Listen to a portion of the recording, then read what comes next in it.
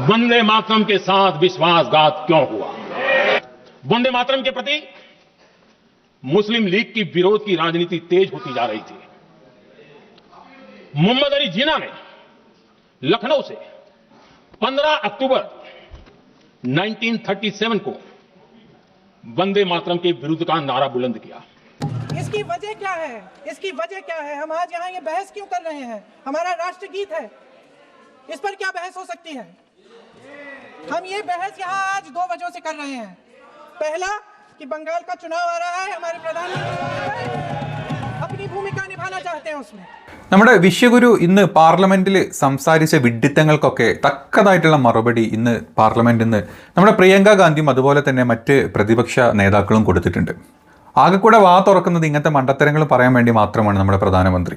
കാര്യപ്പെട്ട ഒരുപാട് കാര്യങ്ങൾ SIR പോലത്തെ, അതല്ലെങ്കിൽ SIR കാരണം ആളുകൾ മരിക്കുന്നതിൻ്റെ, അതുപോലെ തന്നെ മറ്റ് വോട്ട് ചോരി കാര്യങ്ങൾ, ഇനി അതല്ലെങ്കിൽ നമ്മുടെ രാജ്യത്ത് നടന്ന ഏറ്റവും വലിയൊരു ബോംബ് സ്ഫോടനമായിട്ടുള്ള നമ്മുടെ റെഡ് ഫോർട്ടിൽ നടന്ന ബോംബ് സ്ഫോടനം, അതുപോലെ തന്നെ ഡൽഹിയിലുള്ള വായു അവസ്ഥ, ഒരുപാട് കാര്യങ്ങൾ സംസാരിക്കാനുണ്ട്. നമ്മുടെ രൂപ മൂക്ക് കുത്തി 90 കഴിഞ്ഞ് ക്രോസ് ചെയ്ത് പോയിട്ട് 100 കൂട്ടം ജനങ്ങൾക്ക് വേണ്ടിയിട്ടുള്ള കാര്യങ്ങൾ ചർച്ച ചെയ്യാനുള്ള സ്ഥലത്ത് വന്ദേമാതരത്തിൻ്റെ 150-ാം വാർഷികത്തിന് നമ്മുടെ പാർലമെന്റിൽ നീക്കി വെച്ച ചർച്ചയുടെ സമയം 10 മണിക്കൂറായിരുന്നു. ആകെ 15-16 ദിവസങ്ങൾ മാത്രമുള്ള നമ്മുടെ ഈ ഒരു സെഷനിൽ നമ്മുടെ BJP കണ്ണടച്ച് അപ്രൂവൽ കൊടുത്ത 10 മണിക്കൂറാണ് ഈ ഒരു ഒറ്റ കാര്യത്തിന് വേണ്ടി. എന്നിട്ട് നമ്മുടെ പ്രധാനമന്ത്രി വന്നിരുന്ന് പറഞ്ഞത് മണ്ടത്തരം മാത്രം പറഞ്ഞു കഴിഞ്ഞാൽ എന്താ ചെയ്യലേ? ഏതായാലും നമുക്ക് വീഡിയോയിലോട്ട് കിടക്കാം. നമ്മുടെ പ്രധാനമന്ത്രി ഈ പാർലമെന്റിൽ വന്നിട്ട് വാ തുറക്കാറ് നെഹ്റുവിനെ കുറ്റം പറയാനും അല്ലെങ്കിൽ നെഹ്റു കാരണം ഇന്ത്യ തൊലഞ്ഞേ എന്ന് പറയാൻ വേണ്ടി മാത്രമാണ്. വേറെ ഒരു കാര്യങ്ങൾ എന്ത് ചോദിച്ചു കഴിഞ്ഞാലും നമ്മുടെ അണ്ണൻ ഇങ്ങനെ അങ്ങ് ഇരിക്കാറേ ഉള്ളൂ. ജവഹർലാൽ നെഹ്റു അത് തന്നെയാണ് ഇന്നും സംഭവിച്ചിട്ടുള്ളത്. അത് ഇന്നല്ല, കുറേ കാലങ്ങളായിട്ട്. കഴിഞ്ഞ 60 വർഷം കൊണ്ട് കോൺഗ്രസ് ഭരിച്ചതിനേക്കാളും കഴിഞ്ഞ 10 വർഷം താങ്കൾ ഭരിച്ച സമയം കൊണ്ട് ഇന്ത്യ മൂക്ക് കുത്തി താഴെ ഇടിച്ചു വീണ് എന്നുള്ളതും, നമ്മുടെ രാജ്യത്തെ കുറച്ച് പണക്കാരുടെ കുമ്പ വെറുപ്പിച്ചു, പിന്നെ നിങ്ങളുടെയൊക്കെ നമ്മുടെ ഇന്ത്യയിലെ മുസ്ലിങ്ങളുടെയും ഹിന്ദുക്കളുടെയും ഇടയിലുള്ള ആ ഒരു ഐക്യം അങ്ങോട്ട് ഇല്ലാണ്ടാക്കിയെന്നല്ലാണ്ട് ഒരു ചക്കക്കുരും വിശ്വഗുരുവായിട്ടുള്ള നിങ്ങൾ ചെയ്തിട്ടില്ല എന്നുള്ളത് സത്യമാണ്. ഇന്ന് വന്നിരുന്നിട്ട് കാര്യമായിട്ട് നെഹ്റുവിനെതിരായ ഒരുപാട് ആരോപണങ്ങൾ അങ്ങ് അഴിച്ചുവിടുക, അത് മാത്രമേ പറയാറുണ്ടാവാറുള്ളൂ എപ്പോഴും. അതിങ്ങനെ അഴിച്ചുവിട്ടുകൊണ്ടിരുന്നു നമ്മുടെ പ്രധാനമന്ത്രി. അതിൽ ഏറ്റവും പ്രധാനമായിട്ട് പറയാനുള്ളത്, പ്രധാനമന്ത്രി ആരോപിക്കുന്ന കാര്യങ്ങൾ മുസ്ലിം ലീഗിൻ്റെയും ജിന്നയുടെയും സമ്മർദ്ദത്തിന് വഴങ്ങിയിട്ട് നെഹ്റു വന്ദേ മാതരം ഗാനത്തുനിന്ന് കണ്ടം തുണ്ടമാക്കി എന്നാണ് പറഞ്ഞിട്ടുള്ളത്. പല കാര്യങ്ങളും വെട്ടിക്കളഞ്ഞു എന്നാണ് നമ്മുടെ പ്രധാന വിശ്വപുരുഷൻ ഇന്ന് പറഞ്ഞിട്ടുള്ളത്.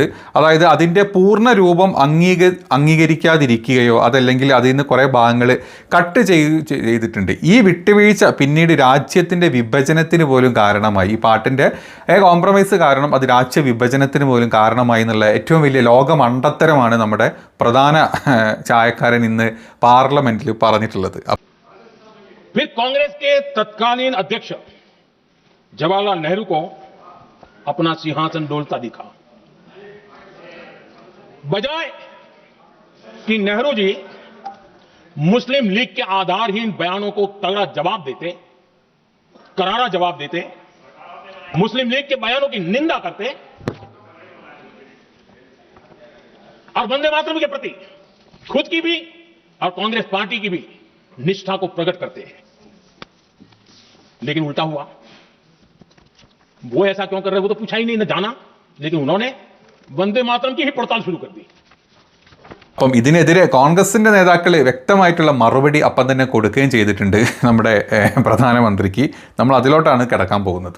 ആദ്യമായിട്ട് തന്നെ കോൺഗ്രസിൻ്റെ നേതാവായിട്ടുള്ള നമ്മുടെ ഗൗരവ് ഗൊഗോയുടെ ഒരു പ്രസ്താവനയായിരുന്നു, ഈ പല പ്രാവശ്യങ്ങളായിട്ടിട്ട് ഈ ആവർത്തന വിരസത മതിയായിട്ടില്ലേ പ്രധാനമന്ത്രി എന്ന് ചോദിച്ചിട്ടുള്ളത്. ये मेरे पास एक टेबल है कि जब प्रधानमंत्री मोदी जी किसी भी विषय पे बोलते हैं तो पंडित नेहरू जी का नाम कितने बार लेते हैं और कांग्रेस पार्टी का नाम कितने बार लेते हैं. मैं बस एक ही उदाहरण देना चाहता हूं कि इससे पहले ऑपरेशन सिंदूर का डिबेट में हमने आदरणीय प्रधानमंत्री मोदी जी को सुना. क्या आप जानना चाहेंगे कि पंडित नेहरू का नाम कितने बार उन्होंने लिया? 14 बार. ऑपरेशन सिंदूर पे 14 बार उन्होंने पंडित नेहरू का नाम लिया. और कांग्रेस पार्टी का कितने बार? 50 बार.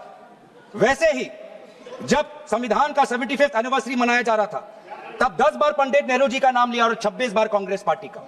उस प्रकार से जब 2022 में जब राष्ट्रपति अभिभाषण पे जब राष्ट्रपति अभिभाषण पे प्रधानमंत्री मोदी जी अपना बात रख रहे थे तो 15 बार पंडित नेहरू का नाम लिया। 2020 में, सर मैं आपके साथ तर्क वितर्क नहीं करने आया सर, 2020 में जब राष्ट्रपति अभिभाषण पर प्रधानमंत्री मोदी जी ने भाषण दिया तो 20 बार पंडित नेहरू का नाम लिया। तो इसीलिए उनका आज दूसरा उद्देश्य तो मैं समझ गया, लेकिन बड़े विनम्रता से मैं आदरणीय प्रधानमंत्री मोदी जी को मैं कहना चाहता हूं और उनके पूरे मैं दल को कहना चाहता हूं और पूरे इनके ढांचे को कहना चाहता हूं, आप चाहे जितना भी कोशिश कर लो, आप पंडित नेहरू जी के जो उनका योगदान था उस पे एक भी काला दाग आप लगाने में सक्षम नहीं होंगे। आप चाहे पूरे कोशिश कर लो, आप एक भी उन पे काला दाग लगाने में आप സഫൽ नहीं होंगे। ഓപ്പറേഷൻ സിന്ദൂരിന്റെ ചർച്ചയിൽ 14 തവണയാണ് നമ്മുടെ പ്രധാനമന്ത്രി നെഹ്റുവിന്റെ പേരെടുത്തിട്ടത്. എന്തിനാണോ ഓപ്പറേഷൻ സിന്ദൂരിന്റെ സമയത്ത് നെഹ്റുവിന്റെ പേരെടുത്ത് നെഹ്റു കാരണം നമ്മുടെ ഈ അവസ്ഥകളിലൊക്കെ എത്തിച്ചു എന്നാണ് പ്രധാനമന്ത്രി ആവർത്തിച്ച് പറഞ്ഞത്. അല്ലാണ്ട് പ്രധാനമന്ത്രിയുടെ അവസ്ഥ അല്ലെങ്കിൽ നമ്മുടെ ആഭ്യന്തരത്തിന്റെ അവസ്ഥ എന്താണെന്നുള്ളത് പറയാൻ എവിടെയും തയ്യാറായിട്ടില്ല.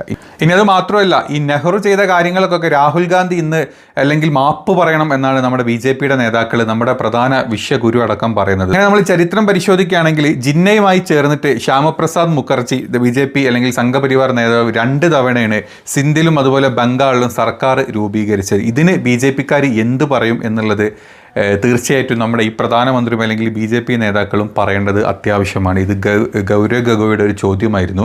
ഇനി അതല്ലാണ്ട് മറ്റ് കോൺഗ്രസ് നേതാക്കൾ ഇന്ന് നമ്മുടെ സഭയിൽ പറഞ്ഞിട്ടുള്ള ജയറാം രമേശ് ചോദിച്ചിട്ടുള്ളൊരു കാര്യം, 2005 കറാച്ചിയിൽ പോയി ജിന്നയെ പ്രശംസിച്ച ലാൽകൃഷ്ണ അദ്വാനിയും അതുപോലെ തന്നെ 2009 പുസ്തകത്തിൽ ജിന്നയെ പുകഴ്ത്തി യശ്വന്ത് സിംഗും ചെയ്ത കാര്യങ്ങൾക്ക് ആരാണ് മറുപടി പറയാനായിരുന്നു ജയറാം രമേശിൻ്റെ ഇന്നത്തെ ചോദ്യം. വളരെ സത്യമായിട്ടുള്ള ചോദ്യമാണ്.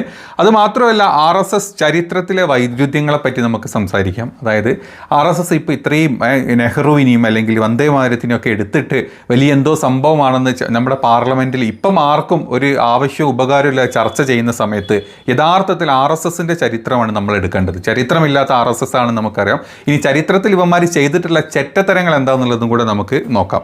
അതായത് ദേശീയ ഗാനം RSSൻ്റെ വൈരുദ്ധ്യങ്ങൾ എടുത്തു കഴിഞ്ഞാൽ പ്രധാനമന്ത്രിയുടെ വിമർശനത്തെ തുടർന്ന് RSSൻ്റെ ചരിത്ര നിലപാടുകളാണ് വലിയ ചർച്ച ചെയ്തിട്ടുള്ളത്. അതായത് RSS വന്ദേ മാതരത്തോട് അകലം പാലിച്ചിരുന്നുള്ള ഒരു പാർട്ടി തന്നെയാണ്.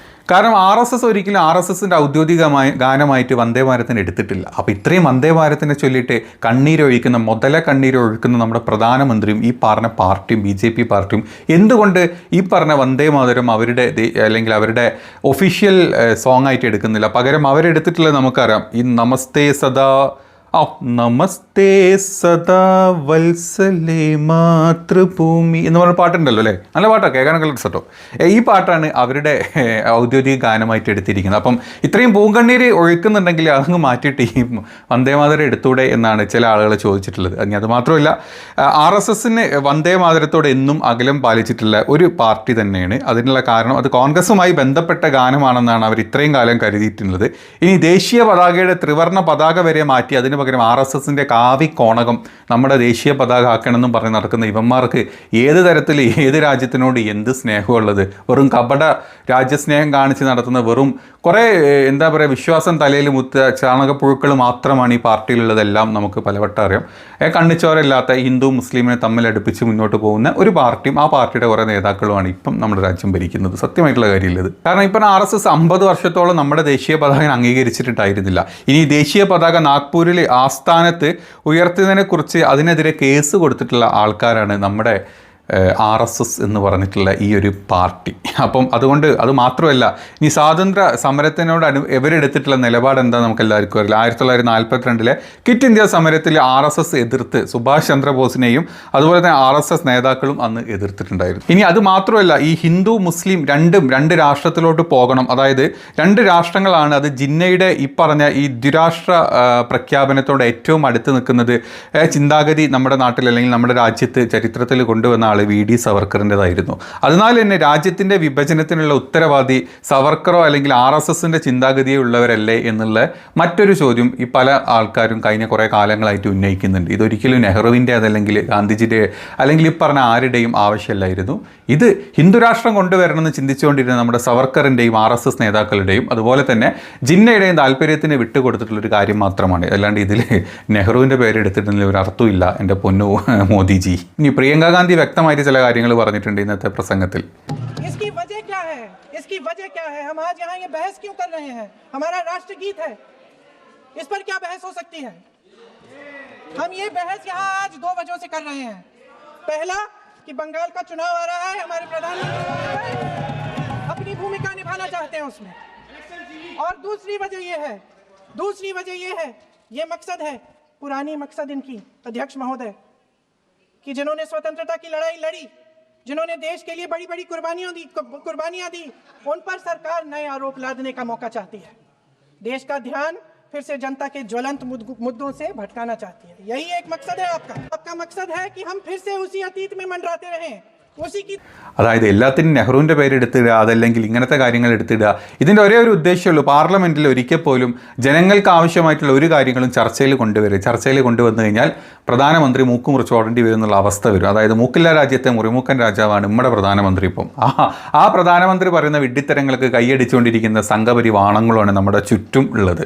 രാജ്യത്തിന് ആവശ്യമായിട്ടുള്ള ഒരു കാര്യങ്ങളും, അതായത് ഡൽഹിയിലെ പൊല്യൂഷൻ്റെ കാര്യം എടുത്തു കഴിഞ്ഞാൽ, SIRൻ്റെ കാര്യം എടുത്തു കഴിഞ്ഞാൽ, വോട്ട് ചോരിയുടെ കാര്യം എടുത്തു കഴിഞ്ഞാൽ, പിന്നെ നമ്മുടെ റെഡ് ഫോർട്ടിലുണ്ടായിട്ടുള്ള ആ വലിയ ഒരു സ്ഫോടനത്തിൻ്റെ കാര്യം, രാജ്യത്തിൻ്റെ സമ്പദ് വ്യവസ്ഥയുടെ ഒലച്ചിലുകൾ, അതുമാത്രമല്ല നമ്മുടെ വിദേശ പോളിസികൾ, നമ്മുടെ ട്രംപ് നമുക്കിട്ട താരിഫ് വീണ്ടും നമ്മൾ അവരെ മുമ്പിൽ തല കുനിച്ച് നിർന്നിട്ട് ഈ പറഞ്ഞ റഷ്യ എന്നുള്ള എണ്ണ വരെ നമ്മൾ വാങ്ങുന്നത് സ്റ്റോപ്പ് ചെയ്തു. അങ്ങനെ രൂപയുടെ മൂല്യം 90 കഴിഞ്ഞ് 100 കുതിച്ചുകൊണ്ടിരിക്കുന്നു. ഇത്രയും കാര്യങ്ങൾ ചർച്ച ചെയ്യണമെന്ന് കോൺഗ്രസ് ആവശ്യപ്പെടുമ്പം ആ ചർച്ച ഒന്നും എടുക്കാൻ പറ്റില്ല, അല്ലെങ്കിൽ അത് ഞങ്ങൾ ചർച്ച ചെയ്യില്ല എന്നും പറഞ്ഞ് മാറ്റി നിർത്തിയിട്ട് ഇങ്ങനത്തെ കാര്യങ്ങളിൽ ആളുകളെ തമ്മിൽ അടുപ്പിക്കുക, നെഹ്റുവിനെ കുറ്റം പറയുക, അതല്ലെങ്കിൽ നമ്മുടെ കോൺഗ്രസിനെ കുറ്റം പറയുക എന്നുള്ളത് മാത്രമാണോ നിങ്ങളുടെ ആവശ്യം എന്നാണ് പ്രിയങ്ക ഗാന്ധി ഇന്ന് നമ്മുടെ പ്രധാന ജിയോട് ചോദിച്ചിട്ടുള്ളത്. കാരണം അതിന് വ്യക്തമായിട്ടുള്ളൊരു കാരണം നെക്സ്റ്റ് വരാൻ പോകുന്നത് ബംഗാൾ തെരഞ്ഞെടുപ്പാണ്. ഈ തെരഞ്ഞെടുപ്പിൽ ഇവർക്ക് ഇത്തരത്തിലുള്ള കാര്യങ്ങളും ആളുകളെ തമ്മിലടുപ്പിക്കുന്ന കാര്യങ്ങളും മാത്രം ചർച്ചയിൽ കൊണ്ടുവന്നു കഴിഞ്ഞാൽ മാത്രമേ BJPക്ക് സംഘി വോട്ട് കിട്ടൂ എന്നുള്ളത് BJPക്ക് വ്യക്തമായിട്ട് വരും. അതുകൊണ്ട് തന്നെയാണ് ഇത്തരത്തിലുള്ള കാര്യങ്ങൾ